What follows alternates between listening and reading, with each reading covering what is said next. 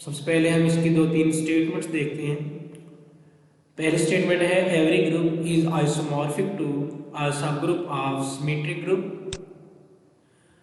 Second है every group is isomorphic to some permutation group. And third one है any group G can be embedded in a group of bijective mappings of a certain set. इन्हें सबसे पहले तो हम देखते हैं symmetric group क्या होता है और परमुटेशन के ग्रुप क्या होता है। कि फर्ज करें आपके पास एक सेट है, उसमें 3 एलिमेंट हैं या 4 एलिमेंट हैं, कोई भी एक सेट X। तो उस सेट X और X के दरमियान में ही जितनी भी बाइजेक्टिव मैपिंग्स आप डिफाइन कर सकते हैं वो फंक्शन की कंपोजिशन में क्या बनाता है, एक ग्रुप बनाता है। तो उसको हम क्या बोलते हैं कि ये सिमेट्रिक ग्रुप है। तो या इसको हम परमुटेशन ग्रुप भी बोलते हैं।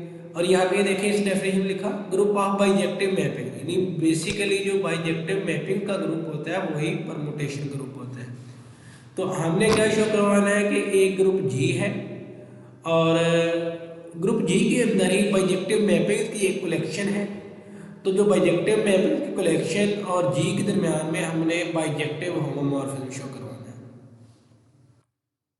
यानी यहाँ पे एक ग्रुप G है और यहाँ पे ये ग्रुप भी G है, इसको G प्राइम लिखने की जरूरत नहीं क्योंकि G ग्रुप के अंदर ही आप G से G बाइजेक्टिव मैपिंग फाइंड करते हैं। यानी पहले क्या है, ये फाई G ये खुद से G और G के दरमियान में यानी बाइजेक्टिव मैपिंग जितनी भी बन सकती है वो कलेक्शन है।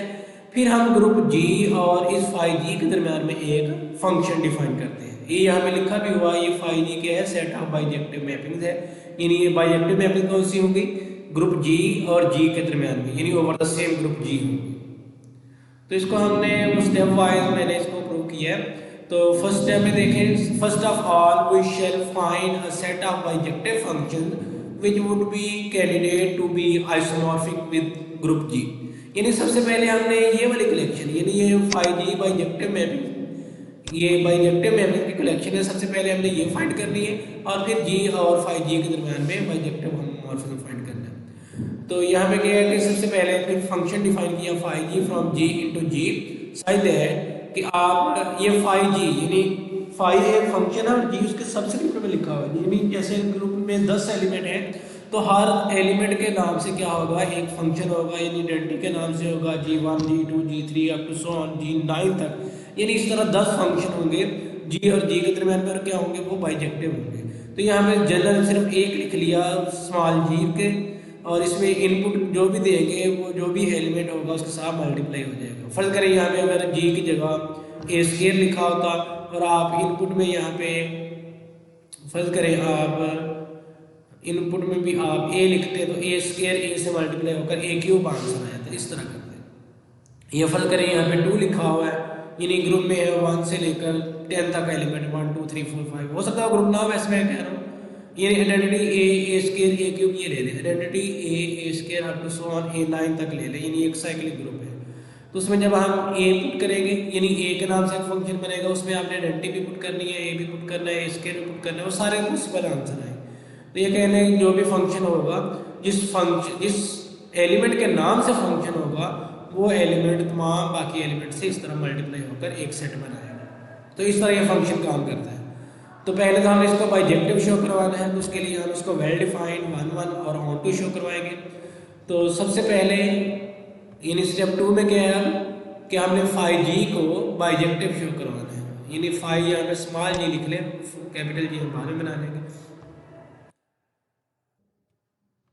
वेल डिफाइंड के लिए क्या है कि 2 इनपुट सेम लेकर चलनी चाहिए और 2 आउटपुट सेम है तो फंक्शन वेल डिफाइंड होता है। अब 2 इनपुट्स क्या थी, x1 is equal to x2, x1 is equal to x2, दोनों तरफ G से मल्टीप्लाई कर देंगे फिर भी कोई फर्क नहीं पड़ेगा, gx1 is equal to gx2।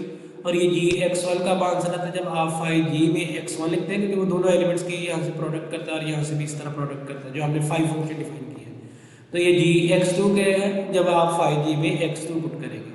तो ये 2 इनपुट्स इक्वल लेकर चले आप यहाँ से, और ये 2 आउटपुट्स इक्वल आ रही है, तो हम क्या कहेंगे कि फंक्शन वेल डिफाइंड है।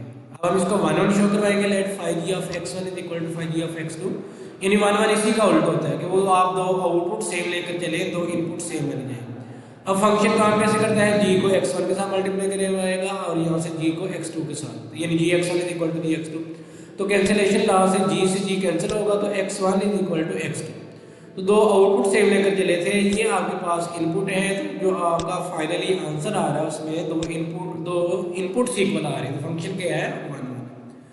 ऑन टू के लिए हमें यही शो करवाना होता है कि फॉर ईच जी एक्स, यानी जो आपका आंसर आएगा वो डोमेन में से there exist an element in domain G such that phi G of x is equal to G x. यहाँ पे ये मल्टीप्लिकेशन में है, यानी ये ब्रैकेट ना भी लिखे, ये नहीं, सिर्फ यहाँ पे ये जी डॉट एक्स है, ये ब्रैकेट हम नहीं यूज करें। उसकी फिर रीजन ये होती है कि समटाइम हम वो फंक्शन को इस तरह लिखते हैं ना जी ऑफ एक्स, तो फिर हम जस्ट जी डॉट एक्स लिखेंगे इसको। Hence phi G is onto, यानी जो फाई जी आपने फंक्शन डिफाइन किया था वो ऑन टू है, वो 1 1 भी है और ऑन टू भी है, तो वो क्या हो गया, वो बाइजेक्टिव हो गया। Hence phi G is bijective mapping from G to G. ये सवाल जी क्या था, कोई एक आर्बिट्रेरी एलिमेंट, यानी मैंने कहा वो आइडेंटिटी हो सकता है, वो ए हो सकता है, वो ए स्केयर, यानी कोई भी एलिमेंट, तब ये ग्रुप जी के जितने भी एलिमेंट्स होंगे तमाम के नाम से क्या हो गया, एक बाइजेक्टिव मैपिंग आप फाइंड आउट कर सकेंगे। तो उसको क्या किया मैंने, एक नई कलेक्शन बना दी। ये स्टेप 3 में देखें कि हमने एक और कलेक्शन लिख दी फाइव कैपिटल जी के नाम से, यानी जितनी भी बाइजेक्टिव मैपिंग, हमने तो एक को शो करवाया ना, तो इसका मतलब जो ग्रुप के जितने भी एलिमेंट होंगे सबके लिए वो बाइजेक्टिव मैपिंग बनेगी। तो ये तमाम एलिमेंट्स की यानी जो बाइजेक्टिव मैपिंग बनती थी, यानी बाइजेक्टिव के मैपिंग के जो नाम थे, यानी जैसे कह लेंगे 10 फंक्शन बने, phi 1 phi 2 phi 3 phi 4 phi 10 तक, वो सारे के सारे सेट के अंदर लिख दिए। ये क्या है कि ये बाइजेक्टिव मैपिंग की आप कलेक्शन है, और इस कलेक्शन और ग्रुप जी के दरमियान में हमें होमोमॉर्फिज्म शो करवाना है। तो होमोमॉर्फिज्म हमेशा दो ग्रुप्स के दरमियान में होता है। तो यहाँ पे ये है कि फाई जी को पहले हम ग्रुप शो करवाएंगे, तो अगर ये ग्रुप होगा तो फिर ग्रुप जी के साथ का होमोमॉर्फिज्म बन सकेगा।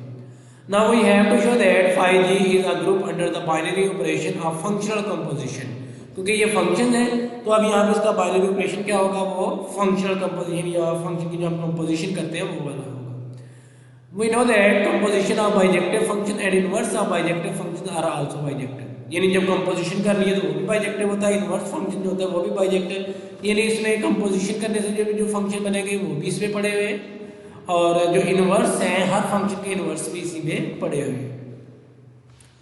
लेट, यानी मैंने दो एलिमेंट ले लिए, मैं शो करवाऊंगा पहले को दूसरे के इनवर्स से मल्टीप्लाई करें आंसर, फिर उसी में जाते हैं। दो एलिमेंट ले लिए फाई जी से, consider phi a dot phi b inverse of x. तो अब ये देखें फाई बी का हम कैसे करते हैं, ये बी इस एक्स के साथ मल्टीप्लाई होगा, तो ये इनवर्स था तो बी इनवर्स एक्स के साथ मल्टीप्लाई होगा, यानी ये अभी मैंने वैसे लिखा, ये बेसिकली था वैसे यहाँ पे कंपोजिशन होती है, यानी इस तरह हम इसको कंपोजिशन लिखते हैं, यानी phi a circle phi b inverse. तो फिर नेक्स्ट स्टेप में इसको लिख लेते हैं phi a of phi b inverse of x, यानी इस तरह ये बन जाता है। तो अब यहाँ पे क्या बनेगा कि ये बी इनवर्स इस एक्स से मल्टीप्लाई होगा, तो यानी ये जो फाई फंक्शन कैसे काम करता है, ये बी इनवर्स ऑफ एक्स बन गया। अब फाई ए की इनपुट क्या है, बी इनवर्स एक्स, तो अब ये element a b inverse x के साथ मल्टीप्लाई होगा, तो इसको हम लिख देंगे ए बी इनवर्स ये डॉट एक्स, यानी बन जाएगा। अब ये a b inverse of x कब आंसर आएगा, जब आप फाई के सबस्क्रिप्ट में, क्योंकि सबस्क्रिप्ट वाला ही एलिमेंट से मल्टीप्लाई होता है, तो अब यहाँ पे ये अगर इस एलिमेंट से मल्टीप्लाई हो रहा है तो इसको हम क्या लिख लेंगे, सबस्क्रिप्ट में लिख लेंगे। अब ए एलिमेंट जी का था, बी इनवर्स भी जी का था, तो ए बी इनवर्स क्या होगा, जी भी होगा, तो फाई ए बी इनवर्स क्या होगा, वो फाई जी भी होगा, क्योंकि हमने कहा था कि जो आपने कलेक्शन फाइंड की कि वो जी के जितने भी एलिमेंट है तमाम के वो फंक्शन लिखे हुए, तो अब अगर ए बी इनवर्स जी का एलिमेंट है तो फाई ए बी इनवर्स वो फाई जी का बन जाएगा। तो हमने दो एलिमेंट फाई जी से लिए, पहले को दूसरे के इनवर्स से मल्टीप्लाई करें, आंसर फिर से उसी में जा रहा है, तो ये क्या बन जाएगा, ये सब ग्रुप बन जाएगा।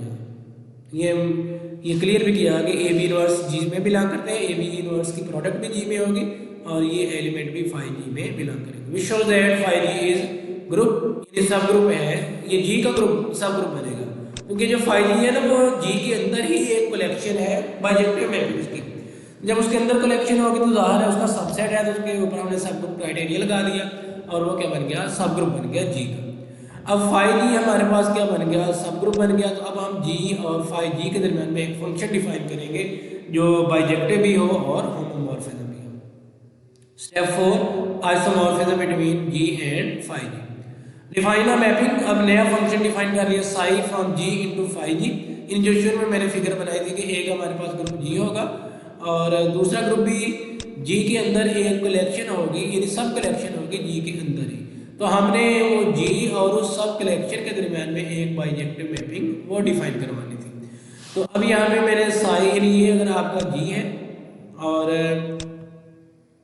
ये आपका फाई जी होगा, तो इन दोनों के दरमियान फंक्शन डिफाइन किया। अब इनपुट क्या आएगी कैपिटल जी में से, स्मॉल जी में उसके एलिमेंट को जी से नोट करता हूँ, और फाई जी में एलिमेंट किस तरह के हैं उसमें तो बाइजेक्टिव मैपिंग पड़ी हुई है, फाई के नाम से उनके हमने नाम लिखे हुए तो फाई जी ये आउटपुट है। ये सबस्क्रिप्ट में लिखा हुआ जी, यहाँ पे मल्टीप्लाई भी नहीं हो रहा और ये सबस्क्रिप्ट में है, यानी जो भी साई के आगे आप इनपुट लिखेंगे साई के करेगा उसके नाम से एक फंक्शन बना देगा, यानी फाई के सबस्क्रिप्ट में लिख देगा। इसको भी हम वेल डिफाइंड 1 1 और ऑन टू शो करवाएंगे। तो वेल डिफाइंड के लिए दो इनपुट सेम लेकर चलेंगे, g1 is equal to g2, तो दोनों तरफ x से मल्टीप्लाई कर दिया, g1x is equal to g2x, और ये g1x का आंसर आता है जब आपने फाई g1, यानी फाई g1 फंक्शन का नाम है, ये सबस्क्रिप्ट में है g1, उसमें x पुट करेंगे और फाई g2 में जब x पुट करेंगे तो उसका आंसर g2x आता है। और यहाँ से ये x कैंसिल कर लें या कह लें कि इमेजेस इक्वल है तो प्री इमेजेस भी इक्वल होंगे, फाई 1 1 भी था और ऑन टू भी था, तो phi g1 is equal to phi g2। अब फाई g1 आंसर कब आता है, फाई g आता है जब आप साई में g लिखते हैं, तो फाई g1 कब आएगा जब साई में g1 लिखेंगे, और फाई g2 कब आएगा जब हम साई में g2 लिखेंगे। तो यहाँ से ये देखें दो इनपुट सेम लेकर चले आप, psi of g1 is equal to psi of g2, यानी दो आउटपुट सेम आ रही है, फंक्शन के है वेल डिफाइंड है। नेक्स्ट हम 1 1 शो करवाएंगे, psi of g1 is equal to psi of g2, यानी इसी को उल्ट लेकर चलते हैं, यानी दो आउटपुट सेम लेकर चलती है, दो इनपुट सेम आनी चाहिए। साई का हम कैसे करते हैं, फाई g1 फाई g2 बना देते हैं। अब इसमें दोनों तरफ हम इनपुट्स देते हैं x और इधर से भी x। अब फाई का हम कैसे करते हैं, जो एलिमेंट सबस्क्रिप्ट में होता है उसको इसके साथ मल्टीप्लाई करवा देते हैं, इधर भी ऐसे ही होगा, g1x is equal to g2x, cancellation last x से x कैंसिल होगा, g1 is equal to g2। तो आप दो आउटपुट सेम लेकर चले थे, ये सारी की सारी आउटपुट्स बनती हैं, और ये जो इसके अंदर एलिमेंट लिखे हुए ये क्या है कि इनपुट्स, और यहाँ पे देखेंगे दो इनपुट सेम आ रही है, फंक्शन के है 1 1 है। नेक्स्ट हम ऑन टू के लिए वही जनरल स्टेटमेंट लिखती है, for every phi G belong to phi capital G there is some G belong to capital G side that phi G is equal to, यानी साई में हम जी लिखेंगे तो उसके साथ ये फंक्शन बन जाएगा। तो ये ऑन टू के लिए हम क्लियरली इस तरह लिख देंगे। तो अब साई के है 1 1 भी है और ऑन टू भी है, ये बाइजेक्टिव हो गया। हमने क्या करवाना है आइसोमॉर्फिज्म, तो हम होमोमॉर्फिज्म यानी बाइजेक्टिव होमोमॉर्फिज्म हुआ तो वो आइसोमॉर्फिज्म होता है। और नेक्स्ट हम होमोमॉर्फिज्म शो करवाएंगे। तो होमोमॉर्फिज्म के लिए क्या है कि डोमेन के दो एलिमेंट्स की प्रोडक्ट उस पर इमेज अप्लाई करें, फंक्शन अप्लाई करें, तो वो किसके इक्वल आना चाहिए, पहले इमेजेस लें फिर उनकी प्रोडक्ट के इक्वल आना चाहिए। तो मैंने यहाँ पे दो एलिमेंट की प्रोडक्ट g1 g2 लिखी। अब साई काम कैसे करते हैं, जो भी चीज़ हो इसके आगे लिखी उसको सबस्क्रिप्ट में लिखता है, फाई g1 g2 बन गया। अब फाई क्या होगा, आगे अलग अलग हो जाएगा, phi g1 dot phi g2। अब ये भी मैं नेक्स्ट वो एक्सप्लेन कर देता हूँ कि ये किस तरह अलग अलग होगा। तो यहाँ से देखिए psi of g1 g2 is equal to, यानी फाई ऐसे काम करते, साई ऐसे काम करते, सबस्क्रिप्ट में लिख देते हैं। अब फाई में क्या है कि आपको एक इनपुट दें, पहले g2x से मल्टीप्लाई होगा, ये हो गया, फिर g1 g2 से मल्टीप्लाई हो गया, कह रहे g2x किसका आंसर है, ये फाई g2 ऑफ x का आंसर है, और ये g1 किसका है, ये फाई ऑफ g1 x का, यानी इसको हम वो g1 g2 x इस तरह की फॉर्म में भी लिख सकते हैं। तो यहाँ पे क्या है कि Sai of g1 dot g2 जब आपने किया तो साई ऑफ g1 अलग हो जाता है, साई ऑफ g2 अलग हो जाता है। तो ये यहाँ पे आप कंपोजिशन भी लिख सकते थे, लेकिन हमने कंपोजिशन का वो वर्ड यूज नहीं किया, डॉट यूज कर रहे हैं, क्योंकि इधर क्या है जो बाइनरी ऑपरेशन था वो कंपोजिशन का था। तो यहाँ से भी जब आप निकालते हैं ना कि देखिए जब हम निकालते हैं g1 g2 of x, g1 g2 of x, ये तो ये कंपोजिशन ऑफ फंक्शन ही है, तो लेकिन वो सिंपली हम उसको डॉट से ही नोट कर देते हैं। तो यहाँ पे क्या है आपका जो फाई फंक्शन था, साई फंक्शन था, वो बाइजेक्टिव होमोमॉर्फिज्म है। तो हम क्या बोलेंगे कि ये आइसोमॉर्फिज्म है, यानी बाइजेक्टिव होमोमॉर्फिज्म हो तो वो आइसोमॉर्फिज्म होता है, और यही हमने प्रूव करवाना।